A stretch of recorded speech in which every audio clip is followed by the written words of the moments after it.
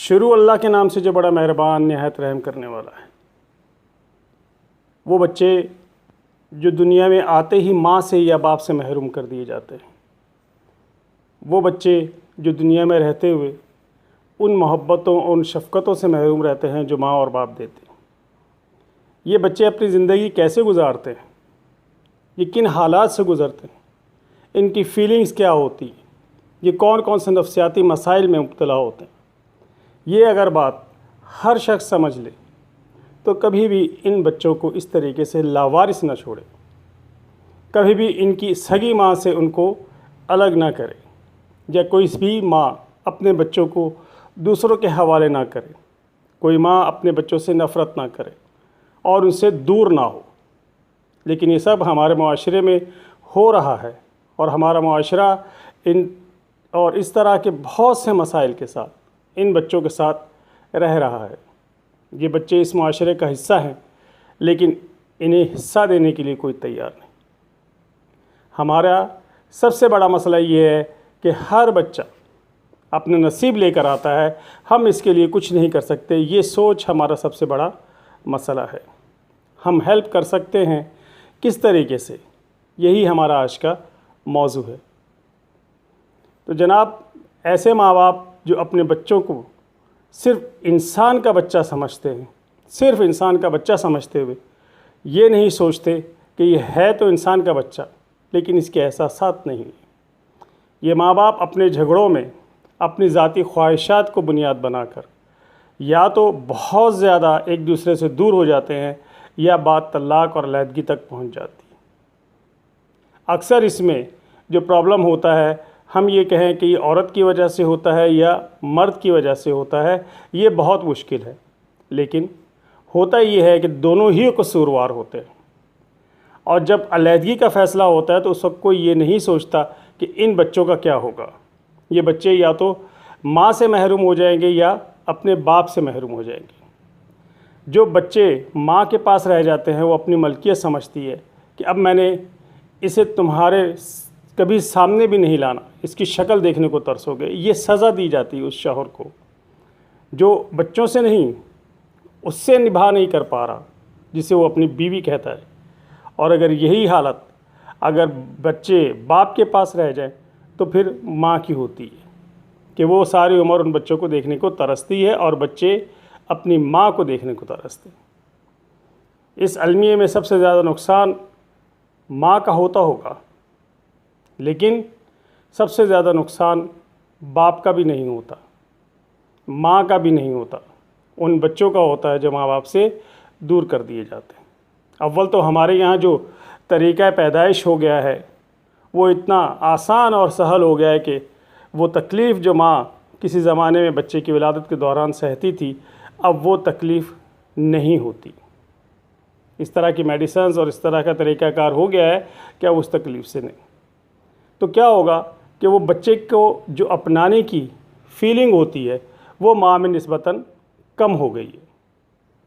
ये ऐसा सच है कि बहुत सी माँओं को इस पर एतराज़ तो हो सकता है, लेकिन इनकार नहीं होगा कि बच्चा हो गया, ठीक है। हमारे ज़माने में बच्चा पैदा हुआ, माँ ने सीने से लगाया, उसको अपने साथ लगाए रखती थी, उसको अपने सीने से खुराक दिया करती थी, उसको अपने साथ सुलाती थी। आज सुलाने के लिए आपको अलग से छोटा सा बास्केट दी जाती है कि ले जी बच्चा इसमें डाल दें ताकि आपकी नींद ख़राब ना हो।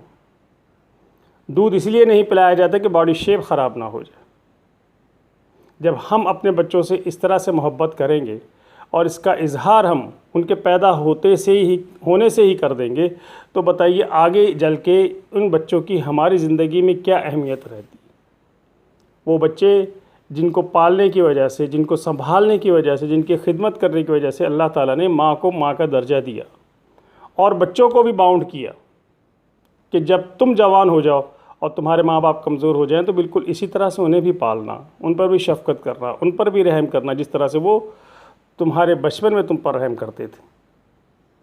लेकिन ऐसी माँओं का क्या करें जो फीडर पिलाती हैं, जो अपने सीने से लगा कर सुलाती नहीं हैं बच्चे को, जिन्होंने उसको खिलाने के लिए, उसको घुमाने के लिए आया और नौकर रखे हुए। वो हमेशा उस बच्चे को बाहर घुमा कर लाएंगे, खिला कर लाएंगे, सब कुछ करेंगे, लेकिन क्या वो लम्स जो एक माँ की ममता का मिल सकता है किसी नौकरानी से? हरगिज़ नहीं। क्योंकि मुलाजमत करती हैं माएँ, वो मुलाजमत करने वाली माएँ मजबूरी में करती हैं, ज़रूरत में करती हैं, या ख्वाहिश के मुताबिक करती हैं, ये एक अलग टॉपिक है। लेकिन बच्चे नौकरानियों के हवाले होते हैं, क्योंकि घर में सास, नंद, देवर, इस तरह की कोई चीज़ अब हमारी बच्चियों को बर्दाश्त नहीं, इसलिए बच्चे नौकरों के हवाले होते हैं। वो नौकर जो ज़बरदस्ती सुलाते भी हैं और शायद ज़बरदस्ती खिलाते भी हैं, ताकि मालकन आकर नाराज़ ना हो। जब बच्चे पहले दिन से माँ की शफ़क़त से महरूम होंगे, तो वो मोहब्बत जो माँ के दिल में होती है बच्चों के लिए, वो नहीं होगी, और वो मोहब्बत जो माँ एक्सपेक्ट कर रही होती है, वो भी नहीं होगी। माँ के पैरों के नीचे जन्नत है, ये एक मुहावरा भी है और फरमाया भी गया है आप सल्लल्लाहु अलैहि वसल्लम ने अपनी ज़िंदगी में कि माँ की खिदमत करो, क्योंकि माँ के पैरों के नीचे जन्नत है। मिसाल के तौर पर समझाया गया कि इस तरह से खिदमत करो कि माँ के पैरों के नीचे से आप जन्नत हासिल कर सको। लेकिन किस माँ के पैरों के नीचे जन्नत है? क्या इस तरह की माएँ जो सिर्फ पैदा करती हैं और पैदा करने के बाद उसे नौकरों के हवाले कर देती हैं? कुछ माएँ बच्चों को पैदा करती हैं और उन्हें अस्पताल में ही छोड़कर भाग जाती हैं। कुछ माएँ बच्चों को पैदा करती हैं और कूड़ा कंडी में फेंक कर चली जाती हैं। उन बच्चों के राइट्स तो अपनी जगह हैं ना। आपके साथ क्या प्रॉब्लम है आप जाने, आपकी दुनिया जाने, आपके अमाल जाने, लेकिन उन बच्चों के राइट्स क्या थे? क्या ऐसी माँ के पैरों के नीचे भी जन्नत होगी? क्या ऐसी माँ हमेशा वो मकाम पा सकेगी कि जो मकाम एक माँ के लिए इस्लाम में और हमारे मज़हब में दिया गया है? मेरा ये सवाल आपसे ही नहीं, मैं जब अपने आप से भी ये सवाल करता हूँ तो मुझे लगता है कि नहीं, ऐसी माँ इस मर्तबे की हकदार रही। हरगिज़ वो इसकी हकदार नहीं कि उसे कहा जाए कि जनाब आप तो छोड़कर चली गई थी, लेकिन अब बच्चे आपके लिए आपकी खिदमत करेंगे, हाजिर हैं आपकी खिदमत के लिए। ऐसा नहीं होता। वो बच्चे किन हालात से गुज़रते हैं, किन लोगों के हाथों में रहते हैं और किस तरीके से वो अपनी ज़िंदगी के दिन गुजारते हैं, वो नफ़रतों के साथ। हमेशा सारी उम्र उन्हें एक ताना दिया जाता है कि इनकी माँ तो इन्हें छोड़कर चली गई थी। और कुछ तो ऐसी माएँ भी इस दुनिया में अवेलेबल हैं जो सिर्फ पैसा और जिनसी ख्वाहिशात को पूरा करने के लिए पहले शौहर को छोड़ती हैं, फिर दूसरे को छोड़ती हैं, फिर तीसरे को छोड़ती हैं, और हर जगह 2-2 बच्चे, एक बच्चा दे के भाग जाती हैं। उन बच्चों का क्या कसूर है? ये मैं किसी से नहीं पूछ रहा, मैं अपने आप से जब सवाल करता हूँ कि यार इतना आला दर्जा, इतना आला मर्तबा अल्लाह के नबी ने, हमारे प्यारे नबी हज़रत वसल्लम ने इन औरतों को दिया, और ये औरतें क्या कर रही हैं? अपनी ज़ाती ज़ाती ज़रूरियात, ज़ाती ख्वाहिशात की बुनियाद पर अपने बच्चों के साथ ये जुल्म कर रही हैं।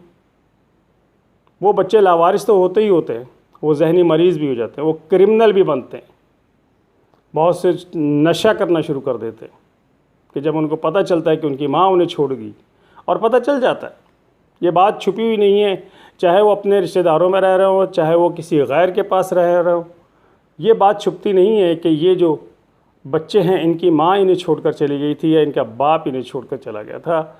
इन दोनों के अमाल की सज़ा उन बच्चों को मिलती है तानों की शक्ल में, कमी की शक्ल में, मोहब्बत से दूरी की शक्ल में, नफ़रत की शक्ल में। अपने बच्चों को अपने सीने से लगा के रखिए।